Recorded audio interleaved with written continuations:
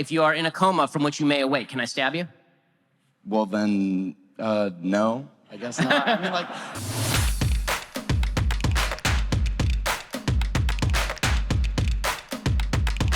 My question was about abortion, and I just wanted to know, why exactly do you think a first trimester fetus has moral value? Okay, so a first trimester fetus has moral value because whether you consider it a potential human life or a full-on human life, it has more value than just a cluster of cells. If left to its natural processes, it will grow into a baby. So the real question is, where do you draw the line? So you're going to draw the line at the heartbeat, because it's very hard to draw the line at the heartbeat. There are people who are adults who are alive because of a pacemaker. They need some sort of outside force generating their heartbeat. Okay, are you going to do it based on brain function? Okay, well, what about people who are in a coma? Should we just kill them?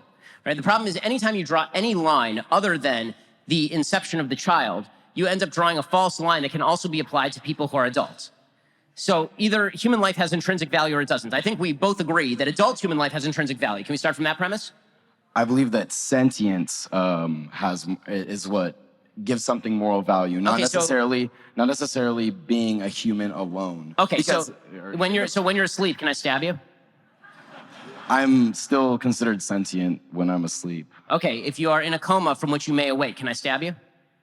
Well, then, no, I guess not. I mean, like, I'm glad you answered that, because I have no interest in actually murdering you. But that's still potential sentience, and it's still a potential... Like, I agree, like, it is potential sentience. You know what else is potential sentience? Being a fetus. The issue with that... The issue I have with that, though, is that if I'm in a coma and I'm not, like, doing anything to anyone, I'm not causing any issues amongst the world, whereas an unwanted child may or may not be a burden to people. Okay, well, there are lots of people who are unwanted, right? I mean, there are lots of people's parents who are unwanted, right? We're a bunch of college students.